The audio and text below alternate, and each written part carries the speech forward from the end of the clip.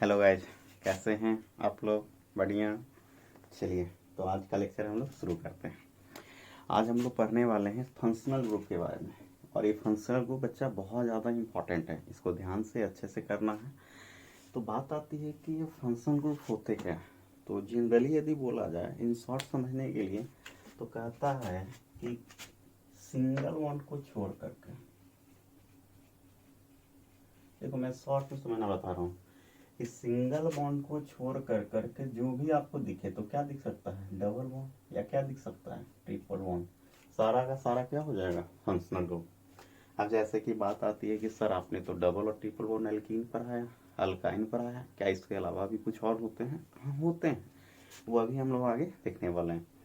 तो single bond छोड़ करके जो भी आपको दिखे, like double bond, triple bond, वो सारा का सारा फंक्शनल ग्रुप हो जाएगा। और फंक्शनल ग्रुप एटम्स और ग्रुप ऑफ एटम मतलब परमाणु और परमाणु का समूह है, जो किसी भी यदि कंपाउंड के साथ, यदि किसी भी यौगिक के साथ जुड़ जाए, तो उसका पूरा का पूरा प्रॉपर्टी, उस यौगिक का पूरा प्रॉपर्टी किस पे डिपेंड करना शुरू कर देगा? वो जिस एटम से जुड़ा है या जो एटम का समूह है उसी पे डिपेंड करेगा। तो बोलेंगे फंक्शनल ग्रुप क्या होते हैं? तो फंक्शनल ग्रुप उच्च ऋणात्मक, मतलब जिसका इलेक्ट्रोनेगेटिविटी क्या होते हैं? हाइयर होते हैं, कि उच्च विद्युत ऋणात्मक तत्व जो परमाणु या परमाणुओं के समूह के रूप में किसी भी कंपाउंड से जुड़ करके उसका पूरा का पूरा क्या प्रदर्शित करता है? गुण प्रदर्शित करे, वही हमारा क्या कहलाएगा? फंक्शनल ग्रुप कहलाएगा। तो आपसे कोई डिफिनेशन नहीं पूछने जा रहा है, क्या भाई बता हमें कि फंक्शनल ग्रुप होता क्या है। तो जो काम की बात है बस ये समझना था कि फंक्शनल ग्रुप है क्या, और एक्चुअली में जो हमें काम की बातें हैं वो अब शुरू करने वाले हैं। तो फंक्शनल ग्रुप के लिए जब आप लोग नॉमेनक्लेचर करने चलते हो फंक्शनल ग्रुप का, तो उसके लिए आपको एक टेबल ध्यान में रखना पड़ेगा, और वो टेबल है जिसे हम लोग बोलते हैं सीनियरिटी टेबल। ये टेबल बहुत काम की चीज है। अब देखो नाम में ही पता चल रहा है सीनियरिटी। सीनियरिटी मतलब ऑर्डर एक आ रहा है, जूनियर और सीनियर की बातें आएगी। तो सीनियरिटी टेबल के लिए मैं लिख दूं यहाँ पे आपको, कॉलम कुछ बनेंगे। फर्स्ट क्लास रहेगा, सेकेंड में लिख देता हूँ इसका फंक्शनल ग्रुप, एक हो जाएगा आपका प्रीफिक्स, और एक होगा, एक टेबल मैं पूरा अभी बताता हूँ और ये आपको याद होना चाहिए, और वो भी ऑर्डर में, ताकि ये टेबल जितना अच्छे से आपको याद होगा ना, नॉमेनक्लेचर आपके लिए उतना ही आसान होगा। तो क्लास में जो अगर मैं बात करूं कि सबसे पहले होते हैं, वो होता है हमारा कार्बोक्सिलिक एसिड। इसको थोड़ा सा और मैं बढ़ा दूं, फंक्शनल ग्रुप। तो यदि आप कार्बोक्सिलिक एसिड का फंक्शनल ग्रुप की बात करते हैं, अब फंक्शनल ग्रुप जो भी मैं यहाँ पे लिखूंगा अभी, वो उसका मॉलिक्यूलर फार्मूला के टर्म में लिखूंगा। तो कार्बोक्सिलिक एसिड का होता है COOH। अब प्रीफिक्स और एक सफिक्स, ये प्रीफिक्स और सफिक्स का क्या मतलब होता है? तो प्रीफिक्स मतलब उपसर्ग और सफिक्स मतलब प्रत्यय। तो उपसर्ग आपने हिंदी में शायद पढ़ा होगा कि जो किसी शब्द के पहले लगे, और प्रत्यय जिसको सफिक्स हम लोग बोल रहे हैं वो शब्द के क्या लगे? बाद में लगे। तो कार्बोक्सिलिक एसिड का यदि मैं प्रीफिक्स की बात करूं, तो इसका जो प्रीफिक्स होता है वो होता है कार्बोक्सी, और यदि इसके सफिक्स की बात करते हो आप, तो इसका सफिक्स होता है ओइक एसिड। ये आपको याद होना चाहिए वाला, मैं जो भी लिख रहा हूँ ध्यान से, कि पहला हुआ carboxylic acid, functional group molecular formula की बात करते हो तो COOH, प्रीफिक्स कार्बोक्सिल, और सफिक्स क्या होगा? Oic acid. सेकेंड इसके बाद यदि आप यहाँ रखो, तो इसके बाद आप रखोगे ईस्टर। अब ईस्टर का यदि मैं बोलूं कि मॉलिक्यूलर फार्मूला फंक्शनल ग्रुप क्या होगा, तो ईस्टर का होता है COOR। ये हो गया ईस्टर का COOR। अब इसका यदि प्रीफिक्स ध्यान में रखो तो इसका प्रीफिक्स होता है एल्कोक्सी कार्बोनिल, और इसका सफिक्स याद रखोगे आप लोग ओएट। बहुत काम की चीज है ये टेबल। पहला बोला carboxylic acid COOH carboxylic acid, दूसरा ईस्टर, इसका फंक्शन COOR। सारा बताऊंगा क्या है यार। ये डैश का मतलब क्या है, प्रीफिक्स एल्कोक्सी कार्बोनिल और सफिक्स क्या होता है ओएट। नेक्स्ट यदि बोलूं तीसरा जो होगा, जो इम्पोर्टेंट है वही मैं यहाँ पे डिस्कस करने वाला हूँ। ऐसे तो बहुत सारा आपका टेबल बनाओगे तो हो जाएगा, गूगल बाबा पे सर्च करोगे तो आपको एक लंबा सा टेबल मिलेगा, लेकिन जो आपका सिलेबस मेंशन किया है, जो आपके लिए इम्पोर्टेंस है, हम लोग यहाँ पे वही डिस्कस करने वाले हैं। तो एमाइड, अब एमाइड की बात करते हैं तो इसका होता है COONH2। ये हमारा होता है एमाइड। और इसका यदि प्रीफिक्स की बात करते हो तो इसका प्रीफिक्स हो जाएगा एमाइड से एमाइडो, और सफिक्स एमाइड ही होता है। ठीक है। नेक्स्ट यदि बात करो तो चौथा आप लिख लो, चौथा है नाइट्राइल कंपाउंड। नाइट्राइल का यदि आप ध्यान रखो फंक्शनल को, तो नाइट्राइल का होता है CN, और इसका प्रीफिक्स होता है साइनो, और सफिक्स नाइट्राइल का नाइट्राइल ही होता है। समझ रहे हो ना, ये याद होना चाहिए, इसमें समझना कम, याद करना ज्यादा इम्पोर्टेंस है। अब बात आती है कि सर ऑर्डर में ही करेंगे, तो हाँ बच्चा, केवल हमें ऑर्डर में ही चलना है, क्योंकि ऑर्डर मिस हुआ तो आप नामकरण गलत कर बैठोगे। नाइट्राइल के बाद है एल्डिहाइड। अब एल्डिहाइड का फंक्शनल ग्रुप, तो इसका होता है CHO, और प्रीफिक्स एल्डिहाइड का आप ध्यान में रखोगे फॉर्मिल, एंड सफिक्स में ध्यान में रखना है अल। ठीक है। एल्डिहाइड के बाद होगा कीटोन। कीटोन का होता है CO।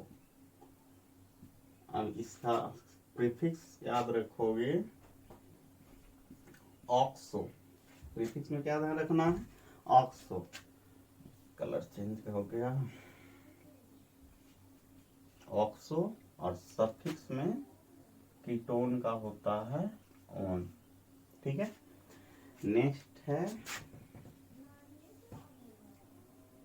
अल्कोहल। अल्कोहल का होता है OH। इसका प्रीफिक्स याद रखिएगा हाइड्रोक्सी, और सफिक्स होता है ओल। देखो एक है अल, अल किसमें, एल्डिहाइड में, और एक है ओल, ओल किसमें, अल्कोहल। नाम से पता चल रहा है ना, अल्कोहल, ओल, ओल तो ओल, एल्डिहाइड अल, अल तो अल में एल्डिहाइड। ठीक है, कंफ्यूजन ना हो।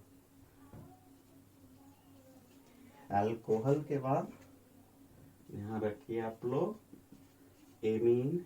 अब एमीन का होता है NH2। अब इसका प्रीफिक्स हो जाएगा, एमीन से बन जाता है एमीनो, और सफिक्स एमीन का क्या रहता है, एमीन ही रहना। ठीक है। नेक्स्ट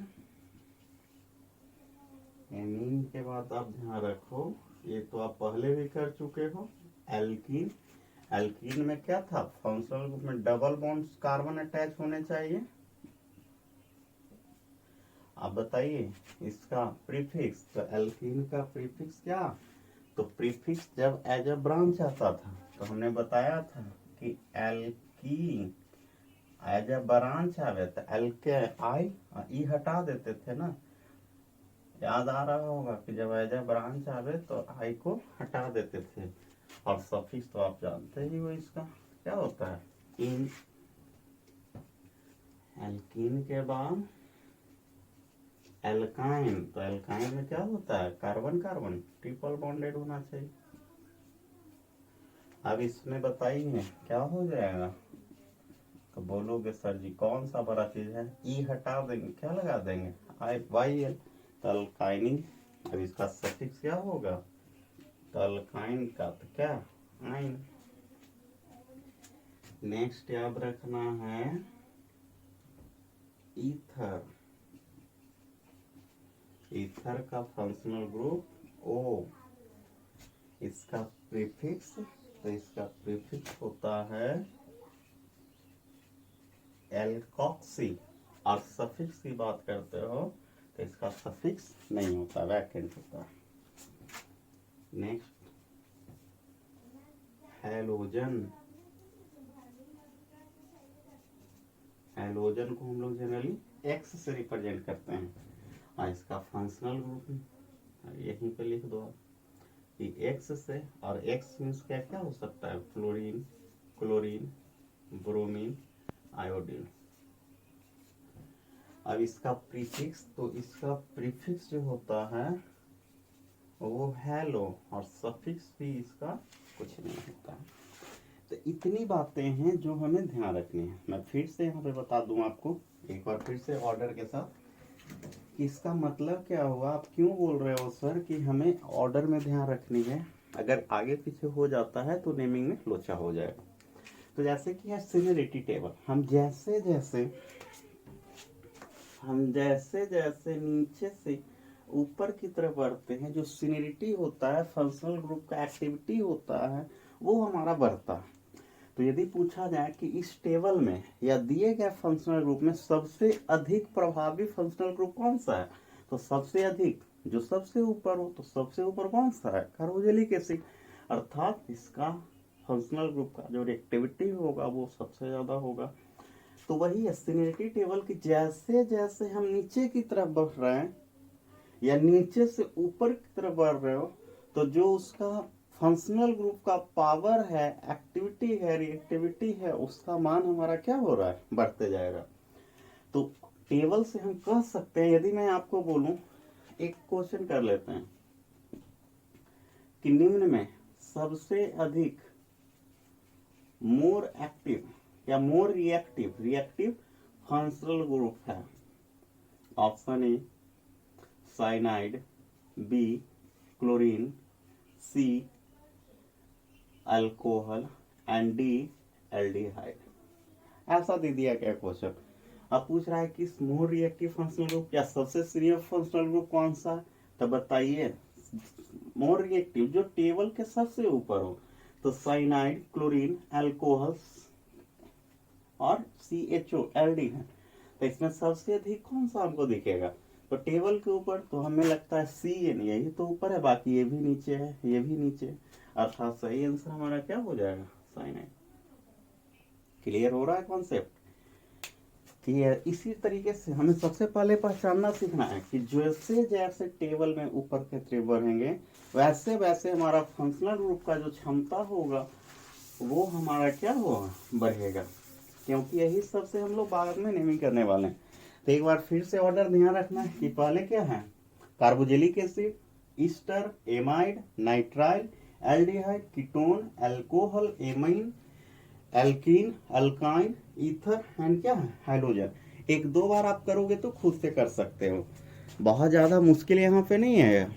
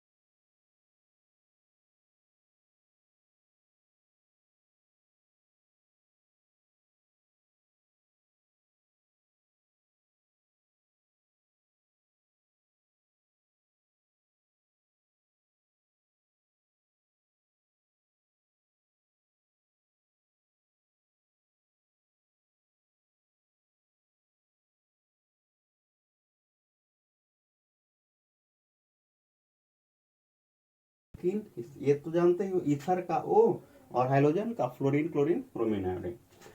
तो कार्बोजेलिक एसिड का functional group COOH, prefix carboxy और सफिक्स, तो सफिक्स कार्बोजेलिक, तो ई के लिए ध्यान रखना ओइक एसिड। ईस्टर का प्रीफिक्स एल्कॉक्सी कार्बोनिल और सफिक्स O8। एमाइड का CONH2, प्रीफिक्स एमाइडो, एमाइड से क्या बन गया प्रीफिक्स में एमाइडो और सफिक्स एमाइड का एमाइड ही रहना। नेक्स्ट नाइट्राइल का CN, ये प्रीफिक्स, तो ये साइनाइड वाले से याद रखोगे कि साइनाइड से क्या बन गया होगा साइनो, और सफिक्स में नो चेंज, नाइट्राइल का क्या रह गया नाइट्राइल। एल्डिहाइड का CHO, एल्डिहाइड का प्रीफिक्स फॉर्मल और सफिक्स तो अल। कीटोन का CO, प्रीफिक्स ऑक्सो और सफिक्स ओन। अल्कोहल का OH, प्रीफिक्स हाइड्रोक्सी और सफिक्स ओल। अल्कोहल ओल, एल्डिहाइड अल, ठीक है। एमीन का NH2, प्रीफिक्स एमिनो और सफिक्स एमाइन। नहीं लग रहा है कि सर जी एमाइन और एमाइड दोनों एक साथ एक जैसा है, यहाँ पे CONH2 और यहाँ पे NH2 था, ये एमाइड से एमाइडो बन गया और ये एमाइन से एमाइनो बन गया, ये एमाइड का एमाइड ही रह गया और एमीन का एमीन ही रह गया, ठीक है। इसके बाद एल्कीन अल्काइन, तो ये पढ़ चुके हो, अल्काइनिल, अल्काइनिल इन और आइन। ईथर का O, इसका प्रीफिक्स एल्कॉक्सी और सफिक्स कुछ नहीं होता है। और हैलोजन का एक फ्लोरीन क्लोरीन ब्रोमीन आयोडीन, इसका प्रीफिक्स हैलो। हैलो कहने का मतलब क्या हो गया, यदि क्लोरीन होता है तो क्लोरीन से क्या बन जाएगा क्लोरो, यदि ब्रोमीन होता है तो ब्रोमीन से ब्रोमो, यदि आयोडीन होता तो आयोडीन से आइडो, यदि फ्लोरीन रहता है तो फ्लोरीन से फ्लोरो। ये इसका मतलब हुआ कि हैलो जनरल टर्म है हैलोजन, तो हैलोजन से हैलो अर्थात क्लोरीन से क्लोरो, ब्रोमीन से ब्रोमो, आयोडीन से आइडो, फ्लोरीन से फ्लोरो, ठीक है। तो ये ओवरऑल आपको याद रखना है बस ऑर्डर में, बाकी प्रैक्टिस से आपका क्लियर हो जाएगा। फिर से ऑर्डर ध्यान होगा, पहला 4 कार्बोजेलिक एसिड ईस्टर एमाइड नाइट्रा, दूसरा 3 एल्डिहाइड कीटोन अल्कोहल, तीसरा फिर 3 amine alkene alkyne, last ether और हाइड्रोजन। याद हो जाएंगे आपको, बहुत मुश्किल नहीं है, ठीक है। अब इसके बाद थोड़ा सा स्ट्रक्चर बेसिस पे यदि मैं इसका कर दूं कि स्ट्रक्चर बेसिस पे फंक्शनल ग्रुप हम लोग कैसे करेंगे, तो थोड़ा सा मैं इरेज कर देता हूं इसको, ठीक है। चलिए स्ट्रक्चर बेसिस से फंक्शनल ग्रुप कर लेते हैं। तो उसके लिए हम एक टेबल अरेंज कर लेते हैं। टेबल में मैं पूरा क्या कर देता हूं जो आपको आगे काम करेगा। सबसे पहले आप लोगों ने पढ़ा होगा एल्केन, उसके बाद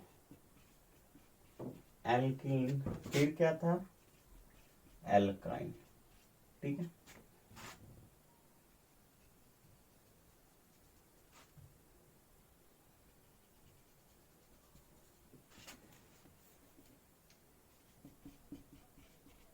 एल्कीन और लास्ट क्या है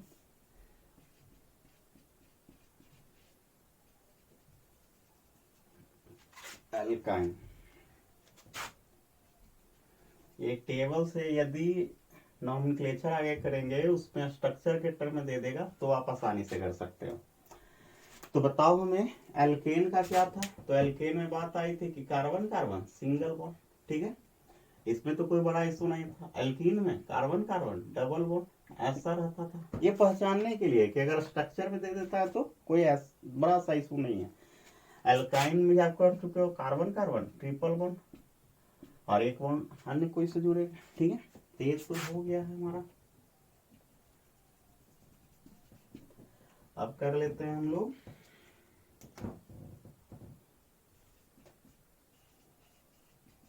एल्डिहाइड कीटोन कार्बोजेलिक एसिड। अब इसका रहता है तो कैसे, तो बताइए एल्डिहाइड का भी अपने फॉर्मूला क्या था CHO, कीटोन का CO, कार्बोजेलिक एसिड का COOH। अब देखिए कैसे एक्सपैंड करेगा आपका स्ट्रक्चर बेसिस पे। तो आप जानते हो कि एक कार्बन सर जी कितना बॉन्ड चाहिए, तो ये तो आप पहले भी कर चुके हो कि एक कार्बन को एनी हाउ 4 बॉन्ड चाहिए। तो इसमें जो होता है अगर आप एल्डिहाइड को तोड़ोगे तो ये क्या होगा, कि इसमें कार्बन से डबल बॉन्ड ऑक्सीजन चला जाएगा, क्योंकि कार्बन 4 बॉन्ड मांगता है, ऑक्सीजन 2 बॉन्ड मांगता है। तो कार्बन से जो CHO है, फर्स्ट डबल बॉन्ड से ऑक्सीजन, एक सिंगल हाइड्रोजन बनेगा और ये जो है ये खाली चला जाएगा। खाली करने का मतलब कि आपने डिफिनेशन पढ़ा फंक्शनल ग्रुप का कि एटम या ग्रुप ऑफ एटम, तो वही तो है ग्रुप ऑफ एटम। इसमें कार्बन, हाइड्रोजन, ऑक्सीजन एटम है। तो जब एटम या ग्रुप ऑफ एटम किसी कंपाउंड से जुड़कर, तो बताइए यदि 4 बॉन्ड पूरा पहले से ही कर लेता तो क्या किसी भी कंपाउंड से जुड़ता? तो नहीं जुड़ता। तो इसीलिए जब भी रहेगा तो एक बॉन्ड की कमी रहेगी, तभी तो किसी के पास जाकर के जुड़ेगा। तो यहाँ पे कुछ भी रह सकता है, लाइक एल्काइल। एल्काइल को हम लोग किससे रिप्रेजेंट करते हैं? आर से। तो यहाँ से COOH, ये एल्डिहाइड होगा, और यहाँ पे आर मतलब कोई भी एल्काइल ग्रुप रह सकता है। जैसे कि ऐसा हो सकता है आपका CH3 COOH, हो गया एल्डिहाइड। ये क्या है? R CH3 single carbonic alkyl, तो मिथाइल। तो इस सब को बाद में करेंगे हम लोग। कीटोन, तो बताइए कि डबल बॉन्ड ऑक्सीजन, तो कार्बन को कितना बॉन्ड घट रहा है? तो 1-2 बॉन्ड घट रहा है ना। तो इसमें दोनों तरफ एल्काइल रहेगा। हो सकता है कि सेम सेम भी हो, या हो सकता है कि डिफरेंट डिफरेंट भी हो। सेम सेम कहने का मतलब कि ये तो फिक्स है, हो सकता है कि इधर CH3 हो और इधर भी क्या हो, CH3 हो। या हो सकता है कि एक तरफ मिथाइल हो तो दूसरा तरफ इथाइल भी हो सकता है, ऐसा। तो ये अलग है और ये आपका अलग है। तो आर और आर का मतलब समझ रहे हो ना? सेम सेम या डिफर डिफर भी रह सकता है। नेक्स्ट कर देते हैं इसका। तो इसमें क्या होगा, एक डबल बॉन्ड ऑक्सीजन सिंगल, और इस ऑक्सीजन से क्या हो जाएगा, हाइड्रोजन कम है, ऑक्सीजन भी डबल कर लिया। देखो तो कार्बन के पास 3 बॉन्ड है, एक की कमी, वही एक के साथ क्या चलाएगा, अल्काइल चलाएगा। बात क्लियर हो रहा है ना? ये स्ट्रक्चर के टर्म में कर रहे हैं हम, ताकि आपको नेमिंग में किसी भी प्रकार की परेशानी नहीं हो। इसके बाद यदि कर लेते हैं हम लोग aldehyde, ketone, carboxylic acid. Next alcohol, nitrile, और क्या था, एमाइन। तो बताइए अल्कोहल का फंक्शनल ग्रुप, तो अल्कोहल का OH एक खाली है, तो ये RO और ये सिंगल OH, मतलब एक साइड क्या आ जाएगा, अल्काइल। नाइट्राइल का क्या था, तो CN। अब ये CN में एक कार्बन नाइट्रोजन है, तो ऐसा दे सकता है कि कार्बन ट्रिपल बॉन्ड नाइट्रोजन, और इधर क्या हो सकता है, अल्काइल हो सकता है। एमाइन का, तो इसका NH2। अब यही N और H, और क्या जा सकता है, क्योंकि नाइट्रोजन को 3 बॉन्ड मांगता है, यहाँ पे भी 3 कर लिया, यहाँ पे भी 3 कर लिया। 2 किया था, एक खाली, उसी के साथ क्या चला गया, अल्काइल चला गया। और बचा हुआ है बालक, तो बोलोगे सर जी बचा हुआ तो है, तो एमाइड, ईस्टर, और क्या है, ईथर, ये है ना। तो बताइए एमाइड का क्या था, तो एमाइड का CONH2। तो ये कैसे होता है वो भी देख ले। कार्बन डबल बॉन्ड ऑक्सीजन, और एक तरफ क्या चला जाएगा, NH2। कार्बन का बॉन्ड काउंट कर लो, 2 1 3, एक साइड क्या जाएगा, एल्काइल ग्रुप। ईस्टर का क्या था, COR। तो इसमें भी वैसा ही कुछ होगा, कार्बन डबल बॉन्ड ऑक्सीजन, फिर ऑक्सीजन, इधर भी R, ये अल्काइल ग्रुप है। R कहने का मतलब जो आपने लिखा था टेबल में वो अल्काइल था, इधर भी R हो सकता है, सेम सेम हो या डिफर डिफर भी हो सकता है, लाइक कीटोन का जो हमने एग्जाम्पल लिया था। ईथर का क्या होता है, O। तो दोनों तरफ खाली है, मीन्स दोनों तरफ अल्काइल आ सकते हैं, सेम सेम भी हो सकता है, डिफर डिफर भी हो सकता है। तो ये हो गया बेसिस ऑफ स्ट्रक्चर, कि अगर कोई आपका नॉमेनक्लेचर दिया है और उस समय इस स्ट्रक्चर के जैसा दे दिया है और बोलेगा, जैसे कि कंफ्यूजन देखो, मैं एग्जांपल ले लूँ, दे दिया है CH3 CH2 और CHO, ऐसा दे दिया, और एक दे दिया है CH3 CH2 और COOH, ऐसा दे दिया। अब बच्चा को CHO ये एल्डिहाइड रह जाता है, CHO एल्डिहाइड, अब ऐसे दे देता है तो पसीने छूट जाते हैं, पता ही नहीं चलता कि सर ये तो आपने बताया ही नहीं। तो बोथ आर सेम, बस इसी को इस टर्म में एक्सपेंड कर दिया है, तो कौन सा बड़ा सा मुश्किल आता है जाना। क्लियर है ना।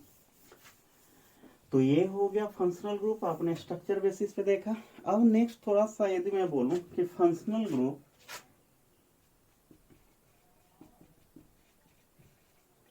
अगर नॉमेनक्लेचर के अकॉर्डिंग मैं बोलूं, देखो जितना आसान हो सकता है मैं उतना आसान बना करके आपको बता रहा हूं, ताकि आप किसी भी प्रकार का नेमिंग आसानी से कर सको।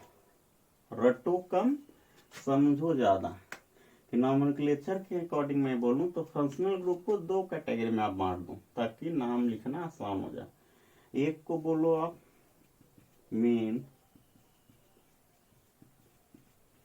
फंक्शनल ग्रुप, सेकेंड को आप बोल दो सब्स्टिट्यूशनल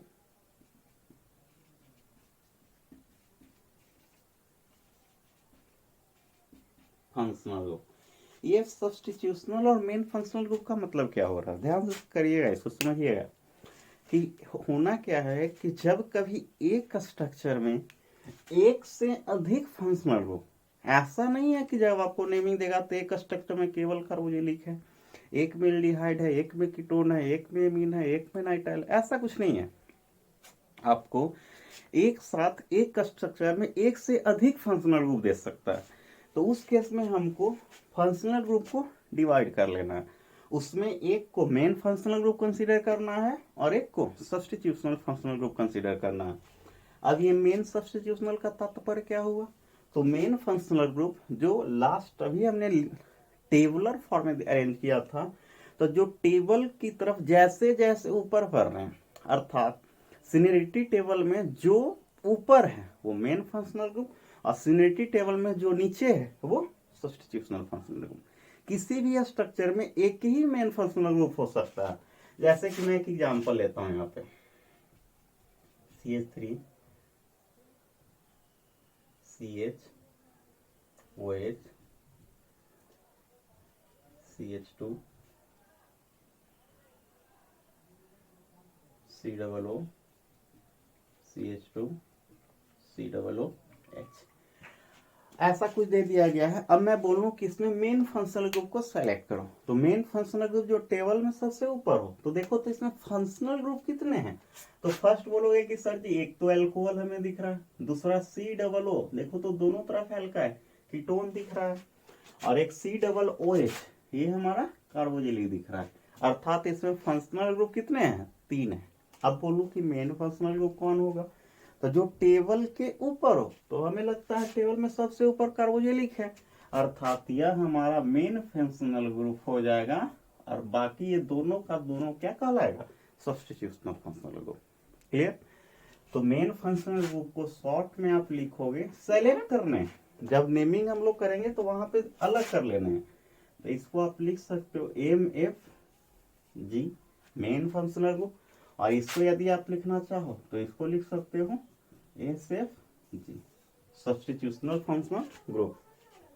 जो मेन फंक्शनल ग्रुप होगा इसको क्या बोला हमने, कि जो सीनियर होगा, सीनियर कहने का मतलब कहां से पता चलेगा, जो टेबल के ऊपर होगा सीनियर होगा वो मेन फंक्शनल ग्रुप, और जो जूनियर होगा तो जूनियर होगा वो हमारा क्या होगा, सब्स्टिट्यूशनल फंक्शनल ग्रुप। और जब नेमिंग की बात आएगी तो मेन फंक्शनल ग्रुप जो कि सीनियर है, यह हमेशा सफिक्स के रूप में लिखा जाता है। देखो बहुत काम की बात निकल रही है यहाँ पे, कि मेन फंक्शनल ग्रुप जो कि सीनियर है यह हमेशा सफिक्स के रूप में लिखाता है, और जो जूनियर है यह हमेशा प्रीफिक्स के रूप में लिखा था। कितना मजेदार बात निकला यहाँ पे कि फंक्शनल ग्रुप दो पार्ट में मैंने नोमेनक्लेचर पे उससे बांटा, main substitutional, main MFG SFG. In short functional group दो एमएफजी और एसएफजी। एमएफजी सीनियर होते हैं जिसे हम लोग सफिक्स के रूप में लिखेंगे, और एसएफजी जूनियर होते हैं जिसे हम लोग प्रीफिक्स के रूप में लिखते हैं। यहाँ तक बातें क्लियर हुई या नहीं हुई? कोई दिक्कत यहाँ तक है बच्चा तो बताओगे हमें, ठीक है ना? चलिए यहाँ तक कोई दिक्कत। अब थोड़ा सा मैं रूल की बात कर लेता हूँ। यदि आप नोमेनक्लेचर करते हो और आईपीसी नेमिंग उसका लिखना है तो कैसे लिखें? ऐसे तो रूल बहुत लंबा चौड़ा है, लेकिन मैं 2 या 4 पॉइंट के जरिए आपको बता दूं। इतना चीज ध्यान रखोगे तो आप आगे के क्लास में नोमेनक्लेचर आसानी से कर सकते हो।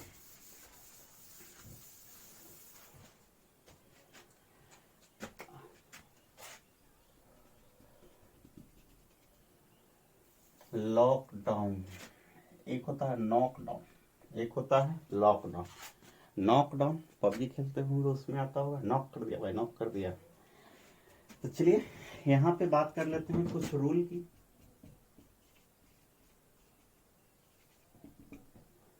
अब रूल क्या है? सबसे पहले जो रूल वहां पे थे यहाँ पे भी वही आएगा कि फर्स्टली मेन चेन को सेलेक्ट करें। पहला रूल क्या बोला कि जब भी नेमिंग करें मेन चेन को सेलेक्ट करें जिसमें फंक्शनल ग्रुप शामिल हो। फर्स्ट पॉइंट ध्यान रखना, एल्केन अल्केन वहां के तो नेमिंग में वही देखा था कि मेन चेन सेलेक्ट करें तो फंक्शनल ग्रुप है तो उसे मेन चेन मानना है जेकरा में फंक्शनल ग्रुप क्या हो, शामिल हो। नेक्स्ट मेन चेन में दूसरा नंबरिंग, तो कहता है नंबरिंग उधर से करेंगे उस साइड से करो जो फंक्शनल ग्रुप को लोएस्ट लोकेंट प्रदान करे।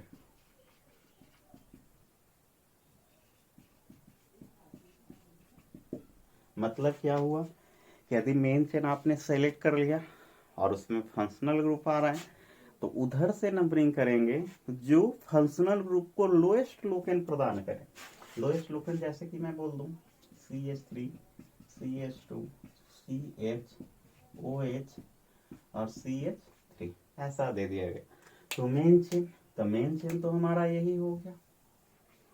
नंबरिंग जो फंक्शनल ग्रुप को लोएस्ट लोकेंट प्रदान करे, तो इधर से 1 2 3 4 3 पे, इधर से 1 2 अर्थात 1 2 3 4 जो प्रक्रियाएं वहां पे थी यहाँ पे भी वही है, कोई बड़ा नया चीज नहीं आ रहा। नेक्स्ट कहता है यदि इफ फंक्शनल ग्रुप में, ध्यान से पॉइंट को समझना है कि यदि फंक्शनल ग्रुप में कार्बन शामिल हो,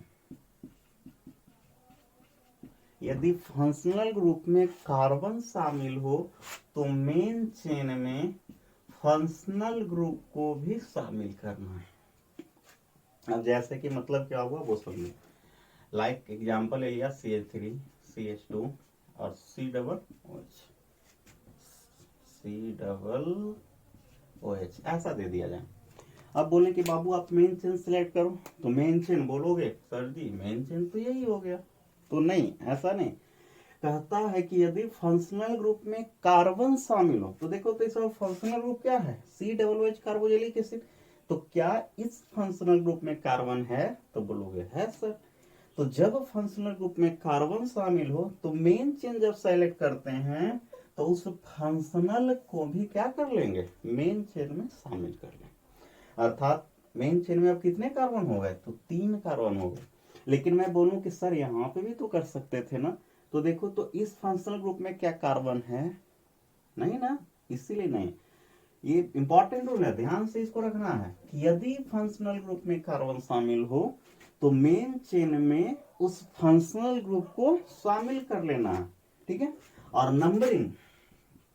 नंबरिंग का प्रक्रिया तो वही है कि जो सीनियर, मतलब नंबरिंग अगर मान लेते हैं कि नंबरिंग कहाँ से, वहीं से स्टार्ट होगा। जो सुपरिटेंडेंट हम लोग देखेंगे, जूनियर और सीनियर का कॉन्सेप्ट लाएंगे। मतलब अगर मैं नंबरिंग का एक और बना दूं यहाँ से, तो उस साइड से करेंगे जो फंक्शनल को लोएस्ट टोकन प्रदान करे। यह किसमें एप्लीकेबल होगा, जब एक फंक्शनल ग्रुप होगा। यह हो सकता है कभी कभी कि एक से अधिक फंक्शनल ग्रुप हो, more than one functional group. एक से अधिक फंक्शनल ग्रुप हो जाए तो नंबरिंग उधर से करेंगे जो सीनियरिटी के अकॉर्डिंग हम लोग नंबरिंग करें। एक चीज ध्यान रख लो, गट बांध लो इसको। एक से अधिक फंक्शनल, जैसे कि मान लेते यहाँ पे एक रह जाता OH, हो गया। अब बोले नंबरिंग किधर से, सर इधर से भी 1 पे, इधर से भी 1 पे। तो बताओ कार्बोजेलिक एसिड सीनियर या अल्कोहल सीनियर, तो कार्बोजेलिक एसिड। तो यहाँ से शुरू करेंगे ना कि यहाँ से शुरू करें, ठीक है। तो जब एक से अधिक functional group, more than one functional group attach है किसी भी मेन चेन से, तो नंबरिंग सीनियरिटी के अकॉर्डिंग करेंगे। और जब सीनियरिटी भी मैच कर जाए तब तो आपको पता ही है, लोएस्ट सम का रूल था, ठीक है। नेक्स्ट क्या बोला कि यही यदि एक से अधिक फंक्शनल ग्रुप अटैच हो, more than one functional group attach हो किसी भी मेन चेन में, तो उसमें आप SFG और MFG की पहचान करें। और SFG की पहचान करें, MFG की पहचान करें, और SFG को हमेशा जूनियर ही सेलेक्ट करें और MFG हमेशा सीनियर ही सेलेक्ट करें। ऐसे कि मैं बोलूं कि इसमें MFG और SFG बताओ, यहाँ पे OH था ना, तो ये सीनियर है, अर्थात यह क्या हो गया MFG, और यह जूनियर है, अर्थात यह क्या हो गया SFG, ठीक है। तो more than one functional group है तो SFG MFG सेलेक्ट करें, SFG जूनियर होगा और SFG सीनियर होगा। और जूनियर का नेमिंग हमेशा प्रीफिक्स के रूप में होगा और सीनियर का नेमिंग हमेशा सफिक्स के रूप में होगा। अरे भाई बात कुछ ऐसी समझ लो ना आप, राजा एक के होता है ना, लेकिन अगर मैं सैनिक की बात करूं तो सैनिक कितने होते हैं, तो सैनिक एक से अधिक हो सकते हैं। तो वही है कि एक चेन, यदि एक मेन चेन एक घर की बात करते हो तो उसमें एक के गो हेड होगा। आपके घर में तो हेड एक के गो होंगे, ऐसा तो नहीं कि आप भी हेड हो, मम्मी भी हेड है, पापा भी हेड है, भाई भी हेड है। एक के हेड होते हैं जिसको मुखिया हम लोग बोल रहे हैं, और उसके अलावा जो भी हैं वो उनके नीचे कार्य करने वाले जिसको हम लोग जूनियर बोल रहे हैं। तो जो हेड होंगे वो हमेशा सफिक्स के रूप में लिखा जाएगा और जो जूनियर होगा वो हमेशा प्रीफिक्स के रूप में लिखा जाएगा। तो इतनी बातें आपको फंक्शनल ग्रुप पे नेमिंग करने से पहले ध्यान रखनी है। आज के क्लास में सबसे पहला चीज जो टेबुलर फॉर्म में हमने अरेंज किया, उसके बाद फंक्शनल ग्रुप का स्ट्रक्चर बेसिस पे आपने देखा, और उसके बाद जो MFG और SFG कैसे सेलेक्ट करेंगे वो बातें आपने जानी, और उसके बाद जो रूल है वो आपको ध्यान रखना है। ध्यान रखो ये चीज बाबू कि अगर आप नॉमेनक्लेचर करते हो तो फंक्शनल ग्रुप को का नॉमेनक्लेचर, अगर ये छोटी छोटी बातें आप ध्यान में रखते हो ना तो आसानी से कर लोगे, नहीं तो बच्चा डरता है। और ये अगर नॉमेनक्लेचर आपका सही नहीं हो पाता है ना, तो ऐसा नहीं आप दिमाग में बैठा लोगे कि मेरा तो IPSC ने भी 5 मार्क्स का छूटा है, ऐसा नहीं है। इससे कई प्रकार के रिएक्शन आते हैं, कन्वर्जन आगे आने वाला है, और वो सब आपसे भी नहीं हो पाया क्योंकि वहां पे नेमिंग लिखेगा और आपको तो पता ही नहीं है। तो आई होप आपको ये जो बेसिक कॉन्सेप्ट होगा फंक्शनल ग्रुप का वो आपको समझ आया होगा, और नेक्स्ट क्लास में हम लोग जो नेमिंग है वो 1 बाय 1 करते चलेंगे, ठीक है। तो आज के लिए बस इतना ही, हंसते रहिए, मुस्कुराते रहिए, चलिए गुड लक।